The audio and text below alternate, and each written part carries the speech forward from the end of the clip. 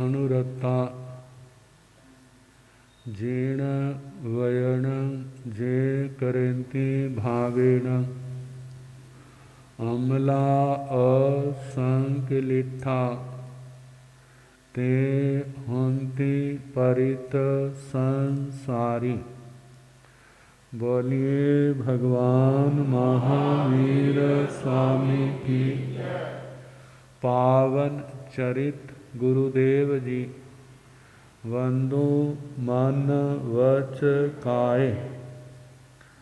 भव सागर को तरण में करो हमारी सहाय। जिन शासन जिन वाणी सदा जयवंत हो।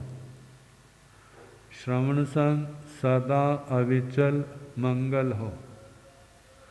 मुक्ति को प्राप्त श्रमण भगवान महावीर स्वामी, उनकी परम पावन कल्याणी भागवती वाणी वाचक प्रमुख श्री इंद्र भूति गौतमादि गणधर भगवंत युग प्रधानाचार्य परम पूज्य श्री सुधर्मा स्वामी जी महाराज, उनकी परम पावन पाठ परंपरा वर्तमान आचार्य ध्यान योगी परम पूज्य श्री शिव मुनि जी महाराज एवं गुरुजन सबके पावन चरण सरोजों में मेरा अनंत अनंत वार वंदना नमस्कार। उपस्थित धर्म प्रेमी सज्जनों, माता तथा बहनों,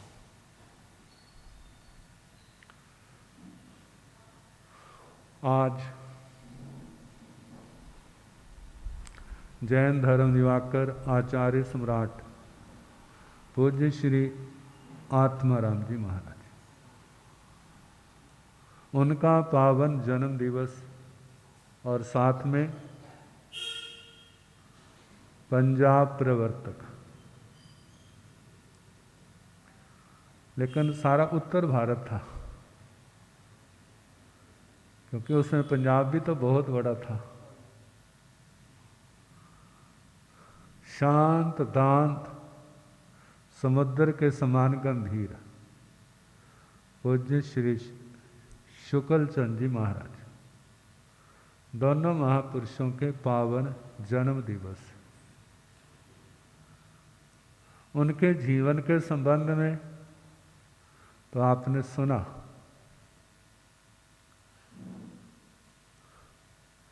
वो लोग कितने भाग्यशाली थे जो उनके चरणों में बैठते थे, मंगल पाठ दर्शन करते थे, मंगल पाठ सुनते थे, उनका उपदेश सुनते थे। बिना भाग्य के ऐसे योग नहीं मिलते।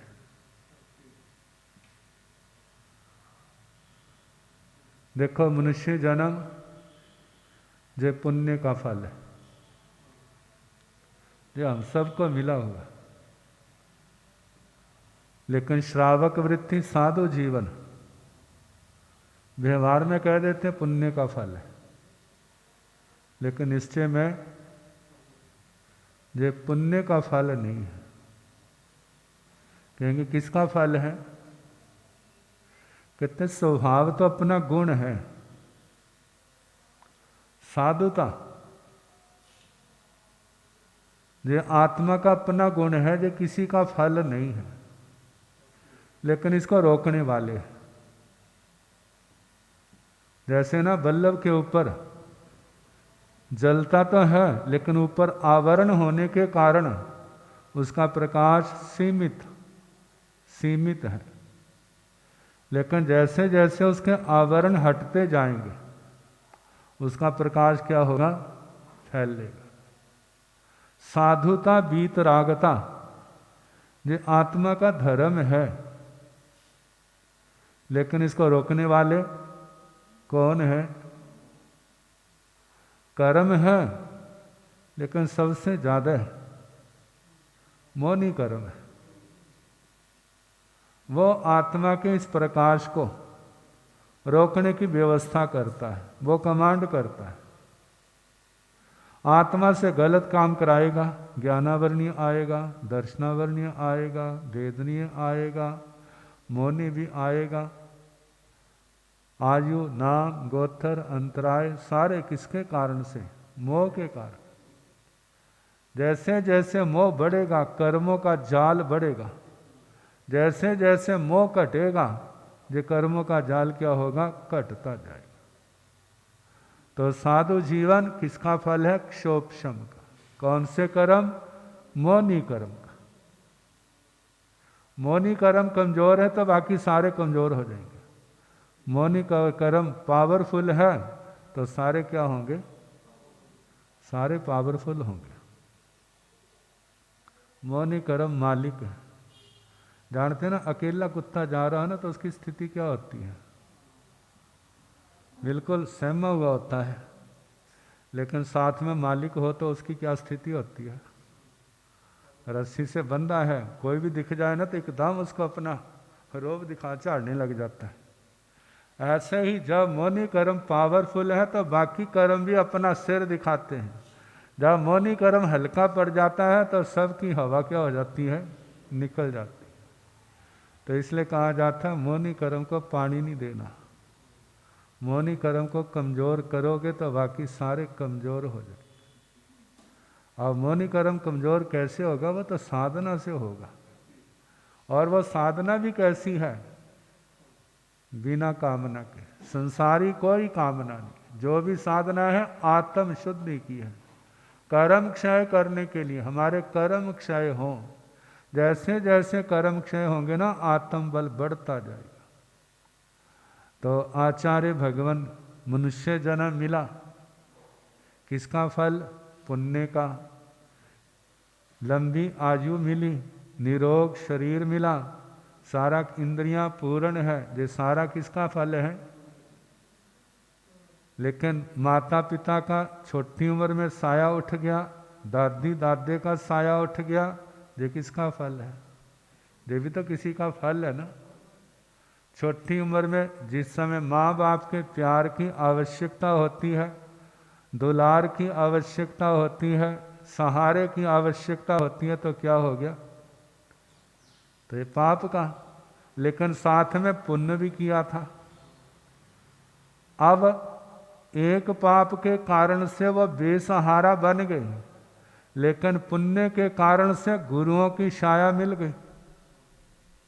कितने महान, उनकी शरण मिली है। लेकिन वो शरण कब मिली? अब उनका अपना मौनी कर्म हल्का था। मौनी कर्म हल्का था, इसलिए गुरुओं के चरणों में मन लग गया। तुम रह लो भला 2-4 दिन, देखना क्या हाल होती है। संतों के पास रुको भला, रोटी भी मिलेगी, कोई तुम्हारे को चिंता नहीं है, सब कुछ होगा। लेकिन 2-4 दिन में क्या हो जाओगे? किसी को घर माँ याद आएगी, किसी को बापू याद आएगा, किसी को घर वाली याद आएगी, किसी को कोई याद आएगा। महाराज मेरा मन नहीं लगता। मैं तेरे को तकलीफ क्या? जहाँ के तकलीफ तो कोई नहीं है, लेकिन मन नहीं लगता, मन उचाट हो गया। क्यों हो गया है?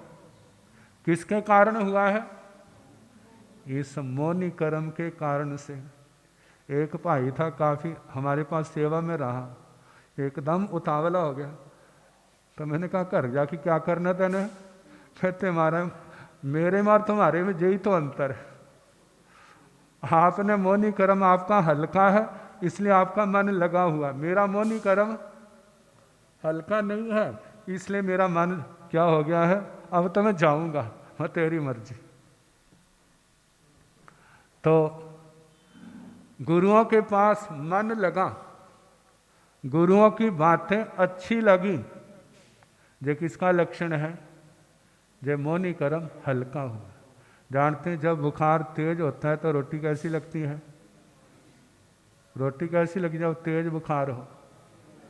अच्छी नहीं लगती। दूध कैसा लगता है? चीनी वाला भी, गुड़ वाला, शक्कर वाला, वो भी अच्छा नहीं लगता। कोई भी खाने पीने की चीज़ जो है अच्छी नहीं लगती। कारण क्या है? अंदर गर्मी है, बुखार है।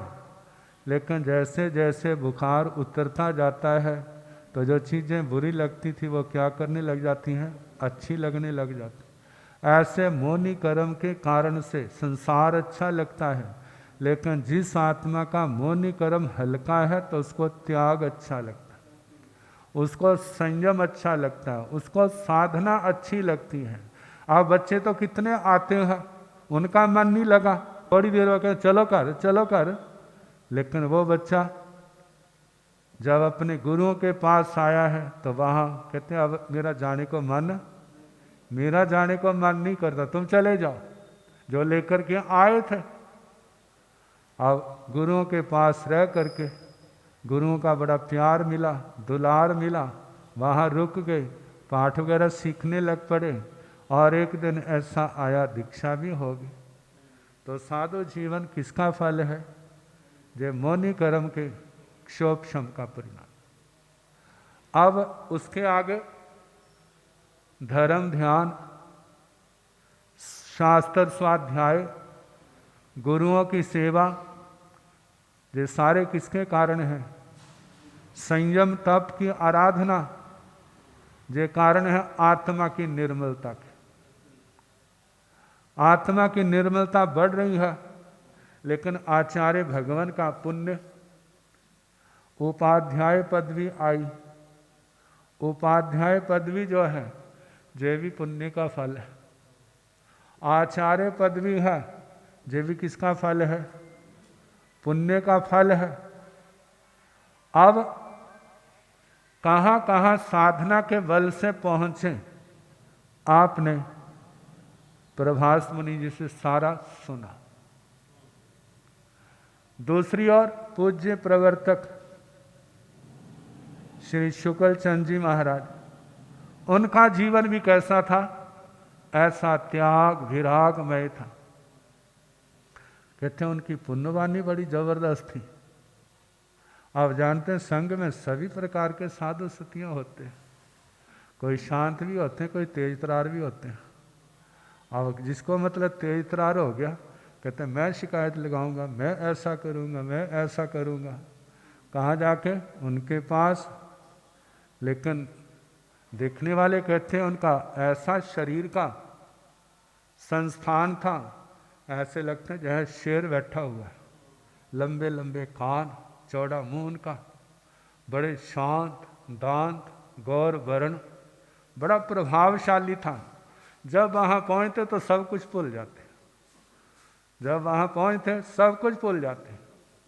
कहते हैं उनकी पुण्यवानी, जिस संत की कहीं प्रकृति नहीं मिलती थी, उनके पास आके बिल्कुल शांत ठीक रहते, कोई किसी प्रकार का कोई ऐसी किसी को शिकायत नहीं। तो ये सारी उनकी पुण्यवानी थी। दोनों ही क्या थे? कुमार ब्रह्मचारी, छोटी उम्र में जिन्होंने दीक्षा ली थी। और देखा जाए दोनों में से जैन परिवार का कोई भी नहीं था। वो चोपड़ा परिवार, राजस्थान में तो चोपड़ा परिवार वाले क्या हैं, ओसवाल भी होते हैं, लेकिन पंजाब में वो नहीं हैं। और पंडित श्री शुक्लचंद जी महाराज वो क्या थे? ब्राह्मण परिवार के। लेकिन जैन धर्म के इस शासन में आकर के कितना चमके और कितना शासन की उन दोनों महापुरुषों ने सेवा की। जिन शासन की प्रभावना की, तो उनके जन्मदिन के ऊपर गिफ्ट देते हैं ना, उपहार देते हैं। तो आप भी सोचिए हम क्या उपहार दें? उनके जन्मदिन के उपलक्ष्य में कोई साधना विशेष शुरू करे। साधना तो कोई भी की जा सकती है, चाहे वह नवकार मंत्र की माला की है, सामायिक की है, शास्त्र स्वाध्याय की है। देखा जाए तो दोनों ज्ञान योगी थे, ज्ञान के क्षेत्र में बहुत आगे बढ़े हुए थे। सुल्तानपुर की बात है, पूज्य प्रवर्तक श्री शुक्ल चंद जी महाराज, एक भाई ने कहा, कहते हमारे संवत्सरी का दिन था, उनका वहाँ पर चौमासा था। कहते मैंने रात को उनके पास ही अपना आसन लगा लिया, पोषद किया हुआ था। कहते रात को मैं क्या देखता हूँ, जब मेरी नींद खुली लगभग 12 बजे के पास, कहते कमरे के अंदर प्रकाश है, लेकिन देखा प्रवर्तक जी महाराज का फट्टा खाली। कहते प्रवर्तक जी कहाँ गए? जब ऊपर नजर गई तो उनका शरीर ऐसे उठ करके छत के पास पहुंच रहा था। ऐसी दिव्य विभूति कौन थे? पूज्य प्रवर्तक श्री शुक्ल चंद जी महाराज। और ऐसे पूज्य श्री आत्माराम जी महाराज कैसी दिव्य विभूति तो वो सुना तो ज्ञान की साधना का संकल्प ले। उनके जन्मदिन के उपलक्ष्य में जिनको 25 बोल याद नहीं वो 25 बोल याद करे, जिनको समय के पाठ याद नहीं है वो समय के पाठ याद करे, जिनको प्रतिक्रमण याद नहीं है वो प्रतिक्रमण करे, जिनको नव तत्व याद नहीं है वो नव तत्व याद करे। ऐसे ज्ञान के क्षेत्र में अपने कदम आगे बढ़ा, ताकि जो ज्ञान देखा जाए तो सच्ची श्रद्धांजलि उन महापुरुषों के चरणों में क्या है, हम भी अपना जीवन साधना प्रधान बनाए। हमारा जीवन, आपका जीवन भोग प्रधान नहीं होना चाहिए। त्यागी विरागी संतों के चरणों में आते हैं तो हमारे अंदर त्याग विराग की भावना होनी चाहिए।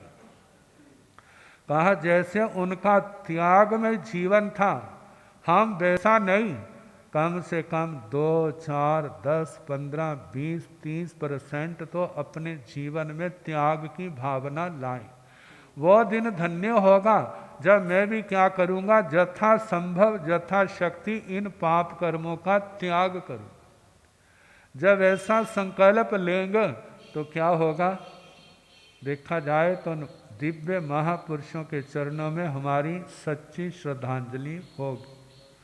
तो मन में संकल्प करें, बताने की जरूरत नहीं, अपने आप को तैयार करें कि मैं जे करूँगा उनके नाम का, जैसा भी है का नाम उनका है और लाभ किसका होगा।